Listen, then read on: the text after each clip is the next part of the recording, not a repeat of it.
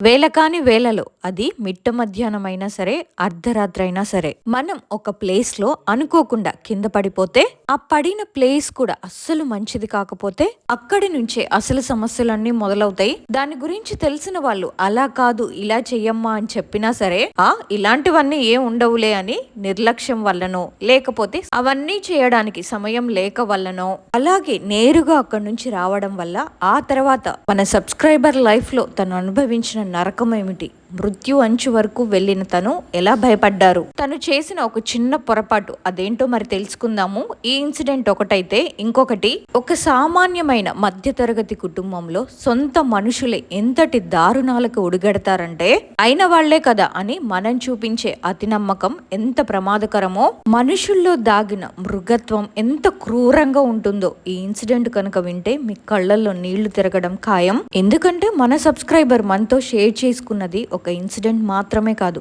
మన చుట్టూ ఉన్న మనుషుల విషయంలో మనం ఎంత జాగ్రత్తగా ఉండాలో చెప్పే ఒక గుణపాఠం. మరి 2 ఇన్సిడెంట్స్ లో అసలు వీళ్ళకి ఏం జరిగిందో తెలుసుకోవాలంటే మరి వీడియోనైతే స్టార్ట్ చేసేద్దాము. మీ అందరికీ కూడా చెప్పేది ఏంటంటే ఈ వీడియోని ఎక్కడ స్కిప్ చేయకుండా చూసి ఈ 2 ఇన్సిడెంట్స్ గురించి మీకు ఏమనిపించిందో తప్పకుండా కామెంట్స్ లో నాతో షేర్ చేసుకోండి. అలాగే వీడియోని లైక్ చేయడం మాత్రం మర్చిపోవద్దు.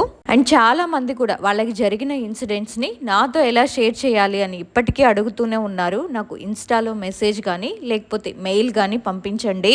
అందరూ కూడా బాగా పార్టిసిపేట్ చేస్తున్నారు. మీ కమెంట్స్ అన్ని నేను చూస్తున్నాను. గివ్ అవేకి ఇది 3rd వీడియో.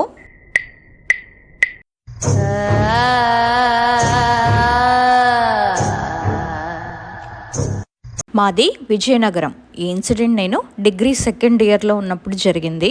మేము మొత్తం 4 మెంబర్స్ ఫ్రెండ్స్, బెంచ్ మేట్స్ లాగా. అయితే అందులో ఒక అమ్మాయి బర్త్డే సెలబ్రేషన్స్ అన్నీ అయిపోయాక అందరం కలిసి నైట్కి ఎగ్జిబిషన్కి వెళ్దాము అని ప్లాన్ చేసుకున్నాము.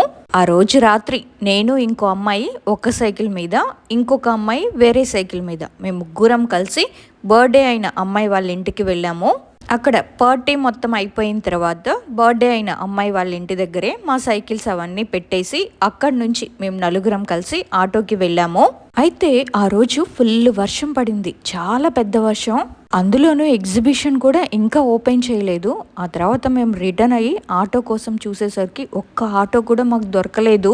చాలాసేపు అక్కడే వెయిట్ చేసాం. ఇంకా లాస్ట్లో ఒక ఆటో వచ్చేసరికి ఆ ఆటోని ఎక్కువ రేట్ అయినా సరే మాట్లాడుకొని వెళ్ళిపోయాము. ఎందుకంటే ఫుల్ వర్షం పడుతుందని చెప్పాను కదా, ఆటోలు దొరకడమే కష్టమైపోయింది. ఇంకా అతను ఎక్కువ రేట్ అడిగాడు. సరే అని మేము నలుగురం ఎక్కి అమ్మాయి వాళ్ళ ఇంటికి వెళ్ళి అమ్మాయిని అక్కడ దింపేసి మళ్ళీ మేము ముగ్గురం కూడా సైకిల్స్ వేసుకొని ఇంకా ఇంటికి బయలుదేరాము. అప్పటికి చాలా లేట్ అయిపోయింది. సింగిల్ సైకిల్ ఉన్న అమ్మాయి వాళ్ళ ఇల్లు ఫస్ట్ వస్తుందన్నమాట. అమ్మాయి వెళ్ళిపోయింది. ఇంకా నేను మా ఫ్రెండ్ మేమిద్దరం ఒకే సైకిల్ మీద వెళ్తుంటే కొంచెం దూరం నేను తొక్కేదాన్ని, తను వెనకాల కూర్చునేది. అలా మార్చుకుంటూ తొక్కుకుంటూ వెళ్తున్నాము. అయితే వర్షం ఫుల్గా పడింది కదా, రోడ్లన్నీ బాగా తడిసిపోయి ఉన్నాయన్నమాట. బురదగా అక్కడ ఆవులు అవన్నీ ఉంటాయి. మేము చూసుకోలేదు. ఆ చీకట్లో ఎక్కడో పేడుంటే అక్కడ స్కిడ్ అయి పడిపోయాము సైకిల్ మీద నుంచి. మేము ఎక్కడ పడ్డామంటే కరెక్ట్గా శ్మశానం గోడ ఉంటుంది కదా, ఆ గోడకి ఆనుకొని పడిపోయాము. అదేంటంటే శ్మశానానికి ప్రహరీ గోడ. ఆ తర్వాత మేమిద్దరం కూడా లేచి నడుచుకుంటూ వెళ్ళిపోయాము. అప్పటికే చాలా లేట్ అయిపోయింది. అమ్మాయి ఉంది కదా నా ఫ్రెండ్, ఫస్ట్ అమ్మాయిని వాళ్ళ ఇంటి దగ్గర దింపేసి నేను వెళ్ళిపోతుంటే వాళ్ళ నాన్న తను బయటకు వచ్చి ఏమైందమ్మా అంటే ఇలా పడిపోయాం అంకుల్ అని చెప్తే వాటర్ ఇచ్చారు క్లీన్ చేసుకొని మీరు పడిపోయిన ప్లేస్ ఏదైతే ఉందో అది మంచిది కాదు, మీరు వెళ్ళి అక్కడ ఉమ్మేసి బ్లేడ్తో నేల మీద గీతలు గీసి వెనక్కి తిరిగి చూడకుండా వచ్చేయండి అమ్మా, మంచి ప్లేస్ కాదు మీరు పడింది అని చెప్పారు. అంకుల్ అలా అనేసరికి నేనేమో అంకుల్ ఇప్పటికే చాలా లేట్ అయిపోయింది, అయినా అలాంటివే ఉండవు పట్టించుకోకండి అని చెప్పేసి ఇక నేను ఇంటికి వచ్చేసాను. ఇంటికి వచ్చాక మా అమ్మ మేమిద్దరం కింద పడినప్పుడు దెబ్బలు తగిలినాయి అండ్ బట్టలకి బురద కూడా అయ్యింది. మా అమ్మ ఆ దెబ్బలు చూస్తే తిడుతుందని ఇంటికి వచ్చాక పైన మా పిన్ని వాళ్ళ ఇల్లుంటే పైకి వెళ్ళి అక్కడ ఫస్ట్ ఎయిడ్ చేసుకుంటున్నాను. ఇంతలో మా ఫ్రెండ్ వాళ్ళ నాన్న మా అమ్మకు ఫోన్ చేసి, అమ్మ ఇలాగ పిల్లలు పడిపోయారంట చూడమ్మా, దెబ్బలు బాగా తగిలినట్టున్నాయి, ఇప్పుడే నేను మా పాపని చూశాను, తనకి కూడా తగిలే ఉంటాయి చూడండి, అలాగే వాళ్ళు పడిన ప్లేస్ మంచిది కాదు, కొంచెం అమ్మాయికి దిష్టి తీసేయండి అమ్మా అని చెప్పారు. అది విన్న మా అమ్మ, నేను పైన ఉన్నాను కదా, ఇంకా కేక వేస్తే కిందకి వెళ్ళాను, బాగా తిట్టింది. పడ్డావంట, ఎక్కడ పడ్డావు చూపించు, దెబ్బలు తగిలాయా అని తిట్టేసి దిష్టి తీసి పడేసింది ఆ రోజే. కానీ ఆ రోజే స్టార్ట్ అయింది నాకు. ఇది సెప్టెంబర్లో జరిగింది.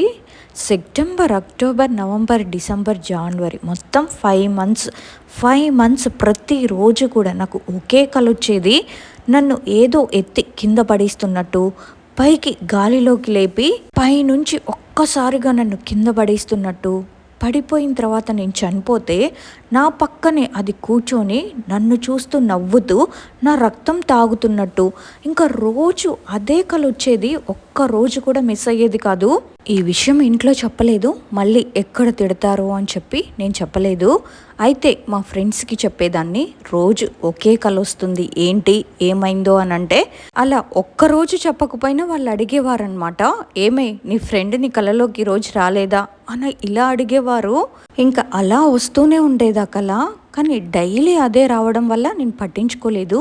కాకపోతే ఆ 5 మంత్స్లో ఒక 6 టైమ్స్ నాకేమో గాలి పట్టేసుకునేది. ఎలా అంటే, నేను బయటికి ఎంత అరుస్తున్నా నా మాట ఎవ్వరికి వినిపించేది కాదు.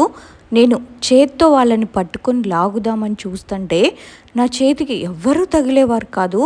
నేను ఎంత గట్టిగా అరుస్తున్నా, అమ్మ అమ్మ అని ఎంత గట్టిగా అరుస్తున్నా సరే అసలు నా మాట వినిపించేది కాదు. ఇంకా ఎలానో అలా లాస్ట్కి గట్టిగా అమ్మ అని బయటకు అరిచేసరికి అమ్మేమో ఉలిక్కి పడి లేచి, ఏం లేదమ్మా నేను పక్కనే ఉన్నాను, ఏం కాదు అని పడుకోబెట్టేసేది. అలా ఎన్నిసార్లు అయినా సరే. ఇక మా నాన్న ఏంటంటే, డాడీ బెంగళూరులో ఉండేవారు, అది మామూలుగా పనులు చూసుకోవడానికి వెళ్ళేవారనమాట. నేను అమ్మ తమ్ముడు ఇక్కడే ఉండేవాళ్ళం. ఇంకా కళతో పాటు హెల్త్ ఇష్యూస్ రావడం స్టార్ట్ అయ్యాయి. టైఫాయిడ్ వచ్చింది, టైఫాయిడ్ మీద జాండీస్ వచ్చింది. జాండీస్ వచ్చినప్పుడే అమ్మ బార్లీ మరగబెట్టేసేదనమాట. ఒకరోజు చూసుకోకుండా నా చెయ్యి ఎవరో ఇలా తగిలించినట్టే ఆ వేడి తెపాలకు అంటుకుపోయి దెబ్బకు తోలు ఊడిపోయి వచ్చేసింది. ఆ మచ్చ ఇప్పటికీ, ఇది జరిగి ఒక 12 years అవుతుంది, కానీ ఇప్పటికీ కూడా ఆ మచ్చ అలానే ఉంది. ఆ హ్యాండ్కి అలా తగిలేసింది. నాకు ఇలా జరుగుతున్నప్పుడు మా పక్కింట్లో ఒక అక్కకి డెలివరీ అయింది. యాక్చువల్గా తనకి ఫస్ట్ బాబున్నాడు, ఇది సెకండ్ డెలివరీ అనమాట. అయితే ఇక్కడ మాకు కోట దగ్గర 3 రోడ్ల జంక్షన్ ఉంటుంది, అక్కడ గోలీ ఉంటుంది. ఆ పక్కనేనమాట వాళ్ళకి డెలివరీ అయ్యింది. మరి నైట్ టైం తీసుకొచ్చారనుకుంటా ఇంటికి, ఏమైందో తెలీదు. ఇంటికి వచ్చేసరికి ఆవిడ వింతగా బిహేవ్ చేసేది. ఆ పిల్లల్ని అస్సలు పట్టించుకునేది కాదు. ఆ పెద్ద బాబునైతే అస్సలు దగ్గరికే రానిచ్చేది కాదు. అప్పుడే పుట్టిన బేబీ కూడా వాడు అలా ఏడుస్తున్నా సరే కనీసం తనకి పాలు కూడా పట్టేది కాదు ఆవిడ, అలా బిహేవ్ చేసేది. అయితే వాళ్ళమ్మ ఉంటారు కదా, వాళ్ళమ్మ మాకు పెద్దమ్మ అవుతారు. వాళ్ళ ఎదురింట్లోనే ఒక మామగారు ఉన్నారనమాట. ఆ మామగారేమో ఇలాంటి వాటికి చూస్తారు. మరీ ప్రొఫెషనల్ కాదు, జస్ట్ ఆవిడ పెద్ద ఆవిడ కదా, ఆవిడకి ఇలాంటివన్నీ తెలుస్తూ ఉంటాయి.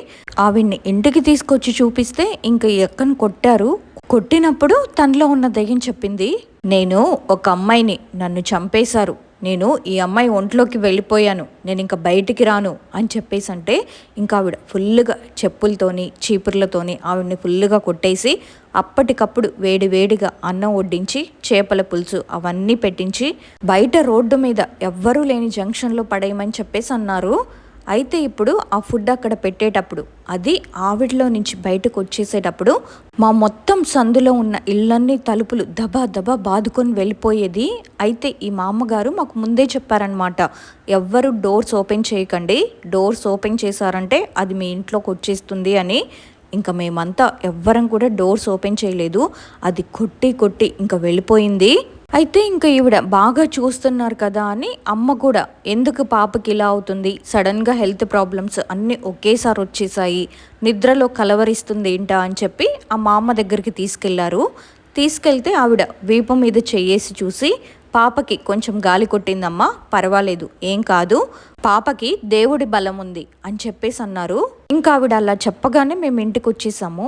వచ్చేసిన తర్వాత ఆ రోజు రాత్రి ఏమైందంటే, హాట్ వాటర్లో మొక్కజొన్న పొత్తులు ఉడకబెడతాం కదా, ఉడకబెట్టేసాం, అయిపోయిన తర్వాత అందులో నుంచి తీసుకుందామని చూస్తుంటే మొత్తం ఆ వాటర్ మరి ఎలా అయిందో తెలీదు, ఆ మొక్కజొన్న పొత్తు తీస్తున్నప్పుడు అది మళ్ళీ రివర్స్ పడిపోయి అందులోని వాటర్ మొత్తం నా ఫేస్ అంతా నెక్ అంతా పడిపోయి మొత్తం చర్మం అంతా కాలిపోయింది. ఇంకా అలా అవ్వగానే మా అమ్మమ్మ వచ్చింది నన్ను చూసుకోవడానికి.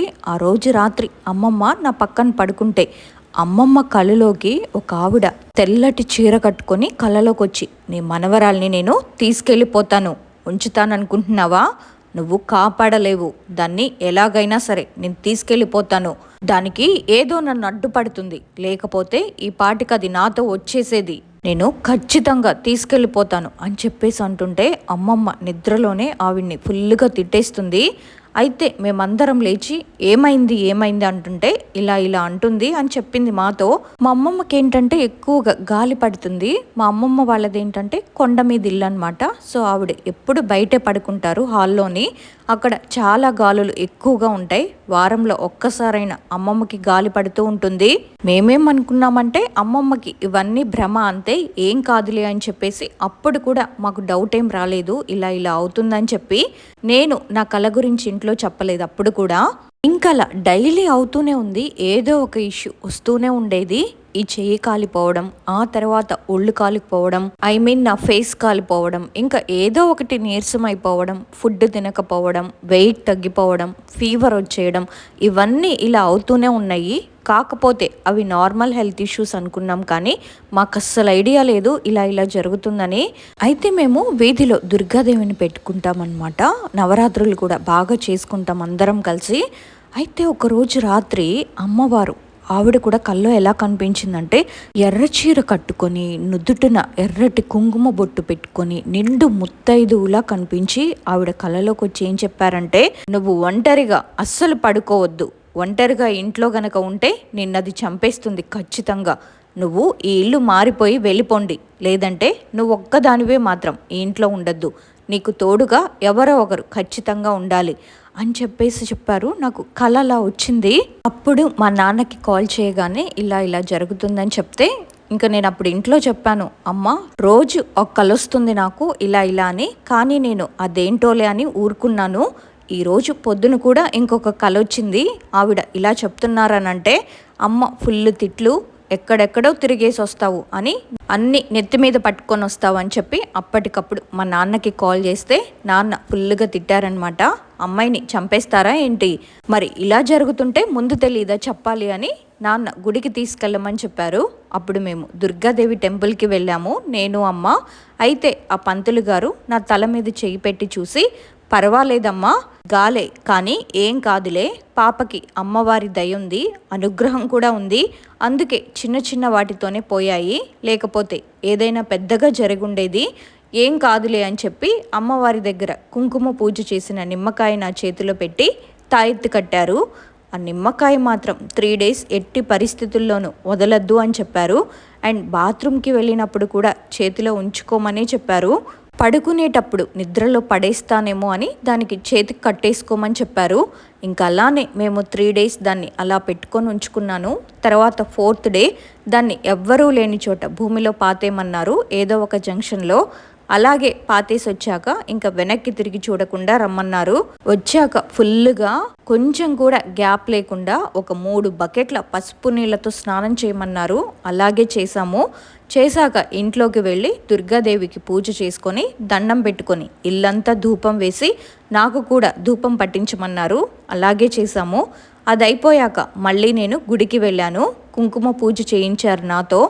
ఇంకా ఏ ప్రాబ్లం ఉండదమ్మా, మొత్తం సెట్ అయింది అని చెప్పి ఇంటికి పంపించేశారు.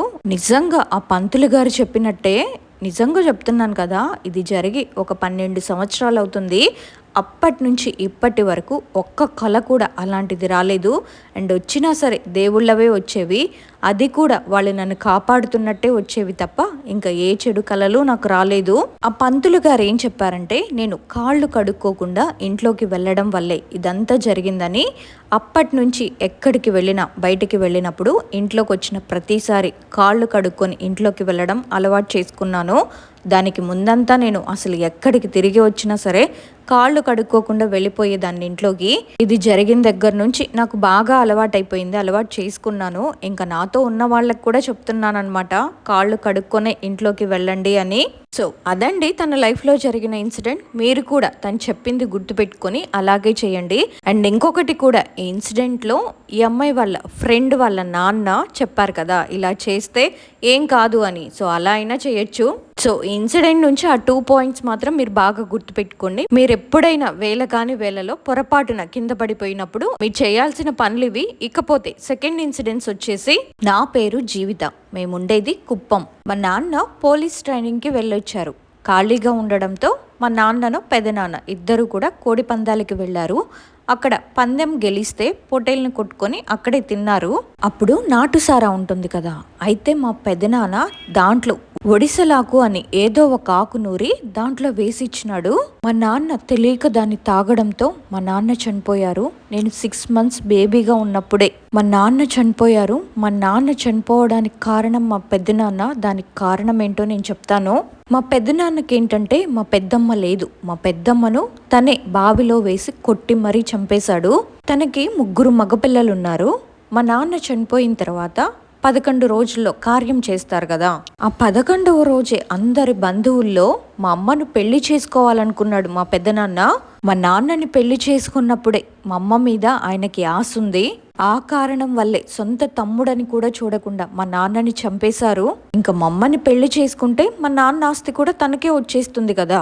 ఈ పెళ్లికి మా ఇంట్లో వాళ్ళు, మా అమ్మమ్మ వాళ్ళు, మా మామ వాళ్ళు అస్సలకి ఇంట్రెస్ట్ లేదు ఎవ్వరికి కూడా. ఎందుకంటే ఆయన క్యారెక్టర్ కొంచెం బాగాలేదని చెప్పి, అయినా మరదలంటే కూతురుతో సమానం కదా, మేము ఎట్లా చేస్తాం, మేము ఇవ్వం అని చెప్పి మా అమ్మను నన్ను అమ్మమ్మ వాళ్ళ ఇంటికి తీసుకొని వచ్చేసారు. అప్పటి నుంచి కూడా నన్ను, ఆ అమ్మాయి మాకు పుట్టలేదు, ఆ పిల్లకు మాకు ఎటువంటి సంబంధం లేదు, మా ఇంటి బిడ్డ కాదది, అయినా ఆడబిడ్డ కదా, మేము ఆస్తి ఇవ్వము అని చెప్పి వాళ్ళు గొడవ పెట్టుకున్నారు. కేవలం మా అమ్మ మీద ఉన్న ఆశతో మా నాన్న మా అమ్మను పెళ్లి చేసుకున్నప్పటి నుంచి కూడా ఈమె మీద కన్నుబడింది. దాంతో ఇంకా మా నాన్న అడ్డుగా ఉంటే ఇంక ఈమె దొరకదని చెప్పి ఆయన్ని తొలగించేశాడు. ఆ తర్వాత కూడా ఆమె దొరకకపోవడంతో ఆయన చాలా విధాలుగా మా అమ్మను టార్చర్ పెట్టాడు. మేము అమ్మమ్మ వాళ్ళ ఇంటికి వచ్చేసిన తర్వాత మా మావయ్య పెళ్లి చేసుకోలేదు. అప్పుడు మా అమ్మకు 13 సంవత్సరాలే. నా చెల్లెల లైఫ్ ఇట్లా అయిపోయింది, ఎవరు చూసుకుంటారు అని చెప్పి మా మామ పెళ్లి చేసుకోకుండా అలాగే ఉండిపోయాడు. మా నాన్న చనిపోయిన తర్వాత మా అమ్మే నన్ను అన్ని విధాలుగా చూసుకుంది. ఇంకా పెళ్లి వయసు వచ్చేసరికి మా నాన్న వాళ్ళ ఇంటి ప్రాపర్టీ గురించి అడిగింది. ఆ ప్రాపర్టీ ఇవ్వకపోగా మా అమ్మకు, నాకు, మా మేనమామకు ముగ్గురికి కలిపి ఒక కేరళ అతని దగ్గర చేతబడి చేయించారు. మా మేనమామకి ఎందుకు చేపించారంటే ఆయనే కదా మాకు బ్యాక్ బోన్గా ఉంది. సో ఆయనకు కూడా మాతో పాటు కలిపి చేయించారు. నేను BSc నర్సింగ్ చేశాను. నాకేంటంటే అసలు ఇలాంటి వాటి మీద నమ్మకం ఉండదు. ఆ నమ్మకం లేకపోవడం వల్ల అసలు మాకు తెలియని కూడా తెలియదు ఇలా జరుగుతుందని. మళ్ళీ మా పెదనాన్న వాళ్ళు కోర్టులో కేసు కూడా వేశారు ల్యాండ్ ఇష్యూ కోసం. ఇదిలా జరుగుతున్నప్పుడు నాకు 2014లో పెళ్ళయింది. మాది లవ్ మ్యారేజే. నేను మా వారు తిరుపతిలో చెన్నారెడ్డి కాలనీలో ఉండేవాళ్ళం. మా ఆయన కొండపైన కాంట్రాక్ట్ బేసిక్లో జాబ్ చేసేవారు. ఆయన వెళ్తే 2 days ఇంటికి రారు. నేను స్టాఫ్ నర్సుగా చేసేదాన్ని ప్రైవేట్గానే. అయితే మాకు ఒక ఇల్లు అద్దెకు దొరికింది. అది కూడా TTD క్వార్టర్స్ గోడ కానుకొని. ఆ ఇంట్లో కొన్ని రోజుల దాకా మేము బాగానే ఉన్నాము. పోను పోను మా ఇద్దరికి గొడవలు పెరగడం, ఇద్దరం చిరాకు పడడం, ఇంట్లో ఏదో ఒక సమస్యలు ఏర్పడడం, కొట్టుకోవడం, రక్తం కారడం ఇలా జరుగుతూ ఉండింది. మేమైతే పెద్దగా దాన్ని పట్టించుకోలేదు. ఎంతైనా కొత్తగా పెళ్లి చేసుకున్నాం కదా, లవ్ మ్యారేజ్, ఏదో డిప్రెషన్లో ఉన్నాడులే అని నేను అనుకున్నాను. ఒకరోజు మా ఆయన నైట్ డ్యూటీకి అక్కడే ఉన్నారు కొండపైన. నేను ఒక్కదాన్ని డ్యూటీ చేసుకొని ఇంటికి వచ్చి పడుకున్నాను. హాల్లో దివాన్ పైన ఎవరో ఒక ఆడామ, ఒక అతను, వాళ్ళ వైఫ్, వాళ్ళిద్దరి మధ్యన ఒక పాప కూర్చొని సేమ్ మనుషులు ఎంత నీట్గా రెడీ అయ్యి కూర్చుంటారో అలానే ఉన్నారు సేమ్ వాళ్ళు చూడ్డానికి. అయితే వాళ్ళ ముగ్గురు నన్ను చూసి నవ్వడము ఇలా జరుగుతూ ఉంది. వాళ్ళని నేను క్లియర్గా చూసాను ఆ రోజు. అయితే నేను పెద్దగా ఏం తీసుకోలేదు, ఏదో కలలే పీడకలేమో అనుకున్నాను. ఇంకొక రోజు ఏం జరిగిందంటే, ఆ పక్కనే TTD క్వార్టర్స్కి ఇంటికి మధ్యలో ఒక గోడ ఉంటుంది. ఆ గోడ మీద తల కింద పెట్టి కాళ్ళు పైకి పెట్టి నడవడం, నన్ను బెదిరించడం, నవ్వడం, ఇట్లే నేను అది కలలాగే తీసుకున్నాను. కొన్ని రోజులు ఇలానే సాగింది. మా ఆయనకు కూడా చెప్పాను నేను. చెప్తే ఆయనేమో ఇలాంటివన్నీ నమ్మకపోవడంతో కొంచెం నెగ్లెక్ట్గా ఉండిపోయాము. ఆ తర్వాత నేను కన్సీవ్ అయ్యాను. కన్సీవ్ అయిన 1 మంత్ 2 మంత్స్కి ప్రెగ్నెన్సీ పోయేది నాకు. ఎందుకు అసలు ఇలా అవుతుందో నాకు అసలు అర్థమే అయ్యేది కాదు. హాస్పిటల్కి వెళ్తాను, బాగుంటుందంటారు, బేబీ బాగుంది, స్కాన్ బాగుంది అంటారు, మళ్ళీ అబార్షన్ అయిపోయేది. అస్సలు నేనైతే చాలా డిప్రెషన్లోకి వెళ్ళిపోయాను. ఆ తర్వాత మా ఆయన ఒకరోజు బెడ్రూమ్లో పడుకొని ఉంటే అలానే పైకి లేచాడు గాల్లోకి. వామ్మో, దాన్ని చూసిన తర్వాతే నేను దాన్ని ఇంకొంచెం సీరియస్గా తీసుకున్నా. ఇక్కడ ఏదో ఉంది అని. ఆయన ఒక్కడే పడుకుంటే ఆయన్ని తొక్కేయడము, ఆయన మీద పడడము, ఏదేదో పిచ్చి పిచ్చిగా చేయడం అలా చేసేసేది. కొన్ని రోజులకి సమ్మర్ హాలిడేస్ వచ్చాయి. ఇంట్లో నుంచి పిల్లలందరూ వచ్చారు. మా రిలేటివ్స్ పిల్లలు అమ్మ తీసుకొని వచ్చింది. వస్తే అప్పుడు మేమందరం నైట్ 11:30 లేట్ నైట్స్ దాకా టీవీ చూడడం, గేమ్స్ ఆడడం చేస్తూ ఉన్నాము. ఎలా చేసినా ఏదో సౌండ్స్ రావడము, పిల్లలు భయపడము. పావుదక్కు 12 దాకా బాగుంటాము. 10 నిమిషాల దాకా 12 అలా అయిపోతూ వస్తుంది కదా. 12 అవుతుంది అనంగా ఇంకా భయపడేవాళ్ళం, పిల్లలు కూడా భయపడేవాళ్ళు. ఇలా జరుగుతుందని చెప్పి పక్కనే ఈశ్వరుని గుడి ఉంటుంది, అక్కడ నుంచి అభిషేకం నీళ్లు తీసుకొచ్చి చల్లాము. హనుమాన్ చాలీసా అవన్నీ పెట్టాను. ఏం చేసినా కూడా దాని పవర్ అసలు ఎక్కువ ఉండేది. నేను పెట్టే కొద్దీ మా ఆయన మీద అది ఎక్కువ ప్రభావం చూపించేది. ఆ తర్వాత ఒకరోజు అసలు దీని కథ ఏంటో చూడాలి అని 12 వరకు మేల్కొనే ఉండాలని అందరం విభూతులు పెట్టుకొని నీళ్లు చల్లుకొని హనుమాన్ చాలీసా బుక్కులు పెట్టుకొని కూర్చొని ఉన్నాం అంతే, పడుకోకుండా. ఎగ్జాక్ట్గా ఇంకా 5 మినిట్స్ ఉంది 12 అవుతుంది అనుకునే మూమెంట్లో టీవీ పెద్దగా పేలినట్టు సౌండ్ వచ్చింది. కానీ టీవీ పేలలేదు, కరెంటు పోలేదు, కానీ టీవీ మాత్రం స్విచ్ ఆఫ్ అయిపోయింది. అది మమ్మల్ని భయపెట్టడం కోసం టీవీ పగిలినట్టు సౌండ్ చేసింది. మాకు రియల్గా బాగా తెలిసిందనమాట. చెవులు గుయ్యమని రీసౌండ్ వచ్చేసింది. ఆ సౌండ్ తట్టుకోలేక ఆ తర్వాత పక్క సందులో ఆంజనేయ స్వామి గుడి ఉంది, అక్కడికి వెళ్ళి పూజారిని అడిగితే, ఇట్లా మీరు కొత్తగా పెళ్లి చేసుకుని వచ్చారు, అవి బాగా మీ కడుపులో ఉన్న పిండాల్ని తినేయడానికి అలవాటు పడిపోయాయి, అక్కడ చాలా రోజుల నుంచి ఆత్మలు తిరుగుతూ ఉన్నాయి, ఫస్ట్ మీరు అక్కడి నుంచి ఇల్లు ఖాళీ చేసేసి వేరే చోటికి షిఫ్ట్ అయిపోవాలి, మీరే వెళ్ళిపోవాలి అని చెప్తే కొన్ని రోజులకి మేము వేరే ఇల్లు చూసుకొని వెంటనే ఒక వారం తర్వాత అట్లా చూసుకొని అక్కడి నుంచి వెళ్ళిపోవడం జరిగింది. అక్కడ హౌస్ ఓనర్ వాళ్ళు కూడా అసలు ఏం జరిగింది ఏమి అని అడగలేదు. పోనీ మాకు ఇక్కడ ఇలా జరుగుతుందని మేం చెప్తే వాళ్ళు ఒప్పుకుంటారో ఒప్పుకోరు. అసలు అలా ఒప్పుకునే వాళ్ళే అయితే ఇలా ప్రాబ్లం ఉందని చెప్పి ఆ ఇల్లు రెంట్కే ఇవ్వరు కదా. వాళ్ళందరికీ ఇంకా విషయం తెలిసినట్టుంది. ఇంకా మేము సడన్గా ఇల్లు ఖాళీ చేసేసి ఆ టైంలో కూడా ఆ హౌస్ ఓనర్ వాళ్ళు మా మీద గొడవ కూడా పడ్డారు. అయినా ఏదో ఒక విధంగా మేమైతే ఆ ఇంటి నుంచి బయటపడిపోయాము. ఆ చిన్న పాప అయితే ఒక ఫ్రాక్ వేసుకొని రివర్స్లో తిరిగి నడిచేది. ఇప్పటికీ కూడా గూస్ బంప్స్ వస్తున్నాయి దాన్ని తలుచుకుంటే. అసలు ఆ ఇంట్లో ఏం జరిగింది అనేది ఎవ్వరూ చెప్పలేదు. కాకపోతే ఆ ఇంట్లో ఈ టీటీడీ క్వార్టర్స్ ఉంది కదా, ఆ క్వార్టర్స్లో నుంచి ఏదైనా వస్తుందో మేబీ. ఈ ఇంట్లో జరిగిందైతే ఇంటి ముందర కూడా చాలామంది ఫ్యామిలీస్ ఉన్నారు, ఓనర్ వాళ్ళు కూడా ఆ బిల్డింగ్లోనే ఉంటారు. మేము అద్దెకున్న ఇంట్లో ఆ ఇంటికి టీటీటీ క్వార్టర్స్కి మధ్యలో గ్యాప్లో చెట్లు వేసి ఉంచారు. మా బెడ్రూమ్ కిటికీ డోర్ ఓపెన్ చేస్తే ఆ పక్కకి వెళ్ళొచ్చు. మా హౌస్ ఓనర్స్ వాళ్ళందరూ అటువైపు వెళ్ళి అరిటాకులు అలాంటివి కోసుకొని వచ్చేవాళ్ళు. మేబీ అట్లా ఏదైనా ఎఫెక్ట్ అయ్యిందేమో ఆ క్వార్టర్స్ నుంచే అని మా డౌటు. ఎందుకంటే అంతకు ముందున్న వాళ్ళు కూడా ఎవరో ఒకళ్ళు ఇలా జరుగుతుందని చెప్పుంటారు కదా. ముందంతా కూడా ఫ్యామిలీస్ ఉన్నారు, ఎవ్వరూ ఏం చెప్పలేదు. అందుకే మేము కూడా దాని గురించి ఎక్కువగా డిస్కషన్ చేయకుండా ఇంకా ఆ ఇంట్లో నుంచి బయటకు వచ్చేసాము. మాకు ఇలా జరిగింది కదా. ఆ తర్వాత నవంబర్ నెల నుంచి మా అమ్మకి ఇంట్లో కొంచెం ప్రాబ్లం ఎక్కువగా స్టార్ట్ అయింది. బ్రీతింగ్ ప్రాబ్లం లాగా రావడం, రొమ్ము మీద ఎవరో ఏదో కూర్చోవడం, నల్లటి ఒక ఆకారం ఆమెని అదమడం అలా చేసిందంట. నాకేమో పెళ్ళైపోవడంతో నేను అమ్మకి దూరంగా ఉన్నాను, అమ్మ కూడా నాకు దూరంగా ఉంది. ఆమె నాకు ఇంట్లో ప్రాబ్లమ్స్ ఉన్నాయని అమ్మ నాతో ఏదీ షేర్ చేసేది కాదు. దానికోసం నేను హాస్పిటల్లో అమ్మను 1.5 మంత్ పెట్టాను. దానికి తోడు ఈ కరోనా ఎఫెక్ట్ వల్ల డాక్టర్స్ ఏమో లంగ్స్లో ప్రాబ్లం అవి ఇవి అని చెప్పారు. సరేనని నేను దాని మీద ఫోకస్ చేస్తూ అలా ఉండిపోయాను. మా పెద్దనాన్న వాళ్ళు కేరళ వాళ్ళ దగ్గర 9 మంత్స్లో అమ్మ చనిపోవాలని చేసి పెట్టి ఉంచారంట. అలాగే డిసెంబర్లో మా అమ్మ చనిపోయింది. వాళ్ళు చేసినట్టే జరిగింది. ఇదొచ్చి మాకు అమ్మ చనిపోయిన 3వ రోజు బయటపడింది. అమ్మ బతికున్నప్పుడు తెలియలేదు ఇలా ఇలా జరుగుతుందని. 3వ రోజు, అమ్మ చనిపోయిన 3వ రోజు పాలు పెట్టొచ్చాక అదే రోజు తను నా కళ్ళలోకి వచ్చి ఊ అని ఒకటే ఏడుస్తూ కనిపించింది. అసలు ఎందుకు ఇలా కనిపించిందని డౌట్ వచ్చి శ్మశానం దగ్గరికి వెళ్దాం అనుకున్నాను. కానీ అమ్మకి చితి పెట్టింది నేనే, నన్నేమో అక్కడికి వెళ్ళనివ్వలేదు. మా మామ వాళ్ళు వెళ్ళి చూస్తే చనిపోయినప్పుడు వేసిన పూలమాలలు ఉంటాయి కదా, ఆ శ్మశానం మీద ఒక్కటి కూడా లేవు. అన్నీ తీసుకెళ్ళిపోయారు. ఎవరు తీసుకెళ్లారో, ఎందుకు తీసుకెళ్లారో మాకు తెలియదు. కానీ అక్కడ ఒక్క పూలమాల కూడా లేదు. రాత్రికి రాత్రే తీసుకువెళ్ళిపోయారు. అప్పుడే ఇంకా మాకు డౌట్ రావడం స్టార్ట్ అయింది. అయితే మా అమ్మ నాకు ఇలా కనిపిస్తుంది అని నేను ఏడ్చుకుంటూ మా ఫ్రెండ్కి చెప్తే, అదేమో నాకు ఒక ఆయన తెలుసు, ఒకసారి మాట్లాడి చూద్దాము అని చెప్పింది. అంతవరకు కూడా నేను అసలు ఇలాంటి వాటిని నమ్మేదాన్ని కూడా కాదు. అప్పుడు ఆయన వండుకొని, ఇట్లా చేతబడి చేసి చంపారమ్మా మీ అమ్మను, కాలభైరవుని ఆత్మ పంది రక్తంతో ఇంటి చుట్టూ చల్లేసి ఆయన ఆత్మను ఈమెలోకి పంపించి ప్రాణం తీయించారు అని చెప్పారు. ఆ చేతబడి కూడా శ్మశానంలో చేశారంట.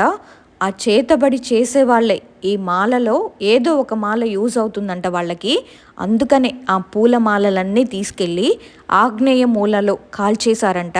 కాల్చి ఆ బూడిదను తీసుకెళ్ళి వాళ్ళ చుట్టూ చల్లుకుంటే ఎవరైతే చేతబడి చేశారో వాళ్ళకి ఎఫెక్ట్ ఉండదంట. ఆ చేతబడి కూడా మా ముగ్గురికి కలిపి చేయించారు, నాకు, అమ్మకి, మా మామకి. ఆ తర్వాత వీళ్ళేం చేశారంటే ఆ బూడిద మొత్తం చల్లేసుకొని మా అమ్మ ఎక్కడైతే కాపురం ఉంటుందో ఆ ఇంటి దగ్గర కోడి తలలు అవన్నీ గొంతు కోసి వెయ్యడం, ఇలా అంతా చేశారు. ఆ పూలమాలల బూడిద వాళ్ళ ఇంటి దగ్గర చల్లుకుంటే ఈ ఆత్మ వాళ్ళని ఏమీ చేయదంట. చనిపోయాక వాళ్లకు తెలుస్తుందంట ఎవరేం చేశారో. సో చల్లుకొని ఆ బూడిదతో అమ్మను మా మీద కుదిలారు. నన్ను, మా మామయ్యను చంపేయాలని అమ్మ ద్వారానే అమ్మనే యూజ్ చేసుకున్నారు. అలా నేను చాలాసార్లు అమ్మ నన్ను డిస్టర్బ్ చేయడం, నాకు ఒకసారి పట్టేయడము, నన్ను తనతో పాటు తీసుకువెళ్ళిపోవాలని ట్రై చేయడం అలా చేసింది. అంటే ఆమెకి తెలియకపోవచ్చు కదా చనిపోయిన తర్వాత. ఆ తర్వాత మా వారు జాగ్రత్త పడి నన్ను బయట ఎక్కడో తీసుకెళ్ళి చూపించి నన్ను కాపాడారు. అమ్మను కూడా అంతా మా పక్కనింటి పిన్ని వాళ్ళు వీళ్ళే మోసం చేశారు. పీరియడ్ అయినప్పుడు పావడ, అమ్మ ఎడమకాలు చెప్పు, వెంట్రుకలు, గోర్లు వేరే వాళ్ళ ద్వారా తవ్వి చూస్తే అవన్నీ గడపలో కనిపించాయి. ఇల్లు దాటి లోపలికి వెళ్తాం కదా, ఆ గడప దగ్గర గుంత తీసి పూడ్చిపెట్టారు. పూజారి గారి దగ్గరికి వెళ్ళిన తర్వాతే ఇవన్నీ అక్కడక్కడ ఉన్నాయని వాళ్ళు చెప్పిన తర్వాతే మేము అక్కడ గుంత తీసి చూస్తే అవన్నీ అక్కడ ఉన్నాయి.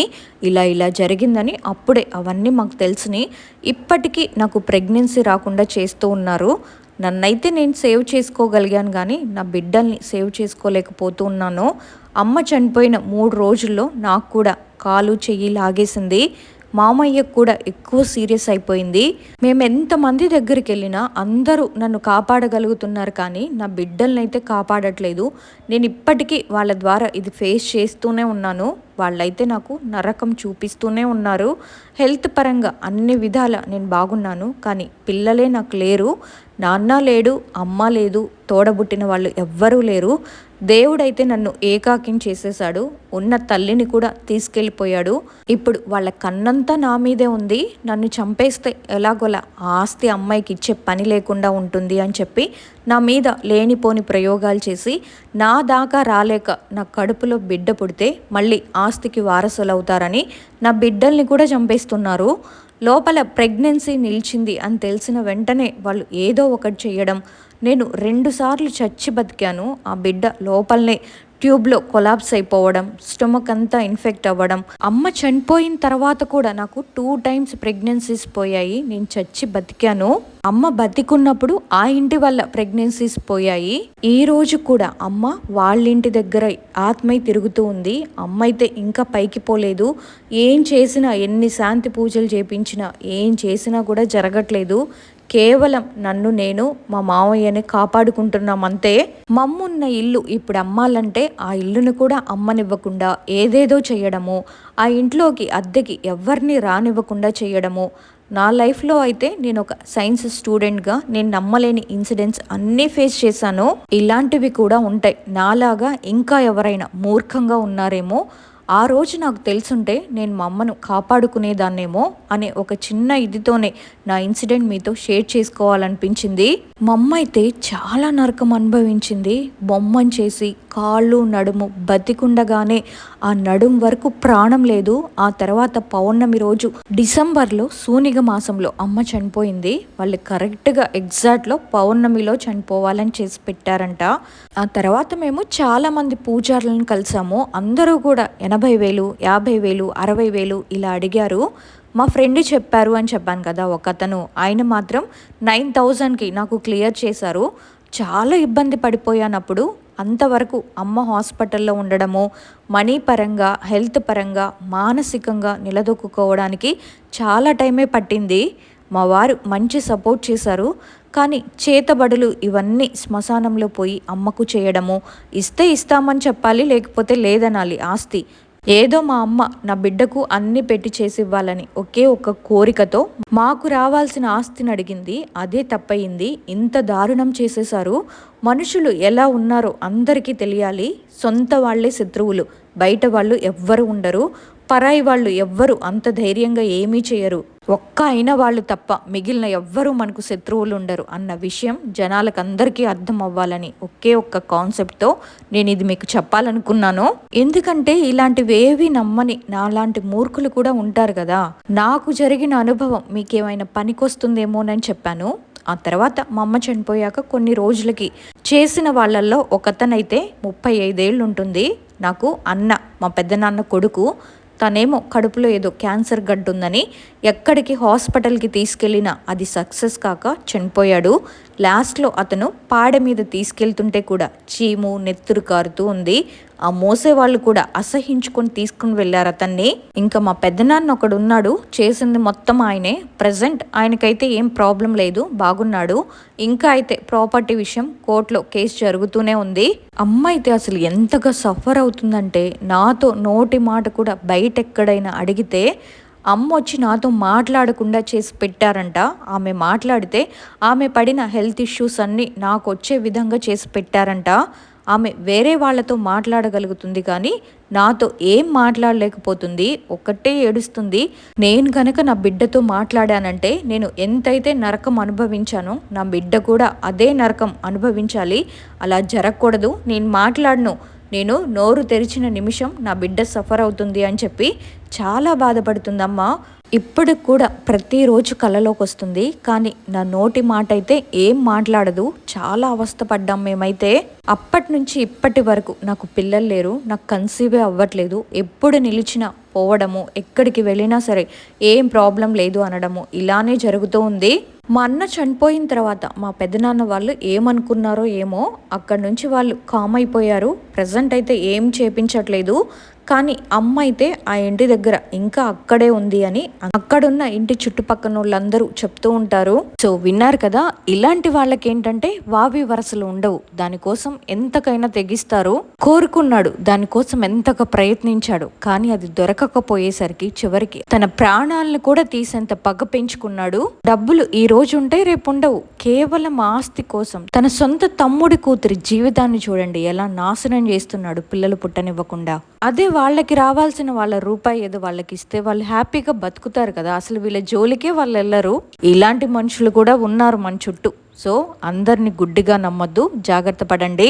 ఈ 2 ఇన్సిడెంట్స్ విన్న తర్వాత మీకేమనిపించిందో మీ అభిప్రాయాన్ని తప్పకుండా కామెంట్స్లో నాతో షేర్ చేసుకోండి. అలాగే ఈ వీడియో గనక నచ్చినట్టయితే ఒక లైక్ చేయండి. ఇంకొక ఇంట్రెస్ట్ అయిన రియల్ లైఫ్ హారర్ ఇన్సిడెంట్తో మళ్ళీ కలుద్దాం. అంతవరకు జాగ్రత్త. Bye bye.